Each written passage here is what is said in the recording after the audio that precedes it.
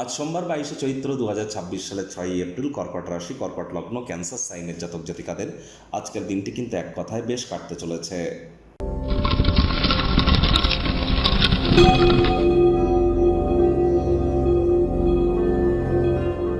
ভিডিওটির শুরুতেই স্ক্রিনে আপনারা দেখতে পাচ্ছেন নবগ্রহ বীজমন্ত্র। পারলে 9টি গ্রহকেই শান্ত রাখবার জন্য এই নবগ্রহ বীজমন্ত্র প্রতিদিন আপনারা 108 বার করে জপ করুন। একবার মুখস্থ হয়ে গেলে মাত্র 10 থেকে 15 মিনিট লাগে। এটি মনুষ্য জাতির সৃষ্টি নয়, স্বয়ং ব্রহ্মদেবের সৃষ্টি, যা কখনো অনর্থ হতে পারে না। ভুলভাল উচ্চারণ করলেও কোনো নেগেটিভ ইম্প্যাক্ট পড়ে না।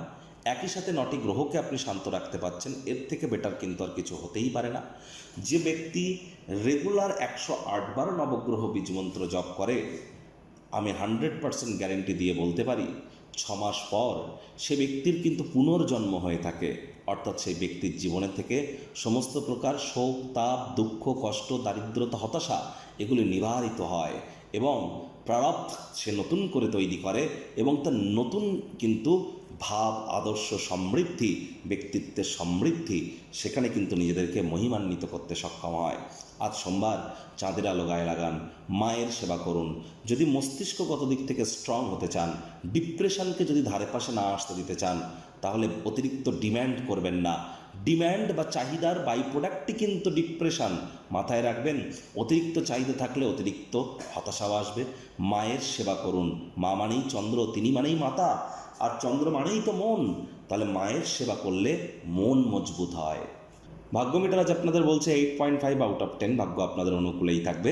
পারিবারিক জীবন সম্পর্কে আপনাদেরকে একটু সাবধানতা অবলম্বন করেই চলতে হবে।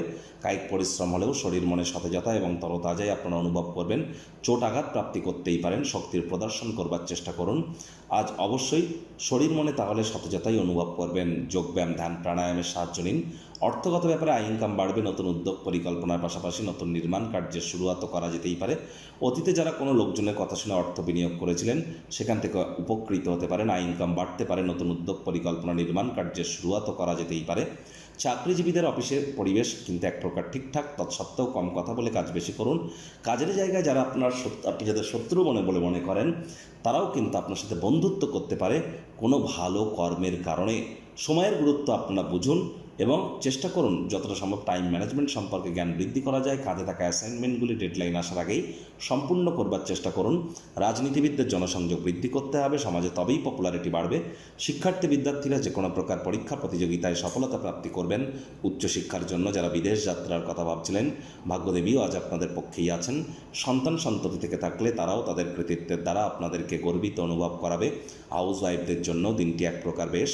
প্রেমিক প্রেমিকা, স্বামী স্ত্রী দিনটিকে যতটা সম্ভব রোম্যান্টিক করে তোলা যায় সেই প্রচেষ্টাই আপনাদের জারি রাখা উচিত।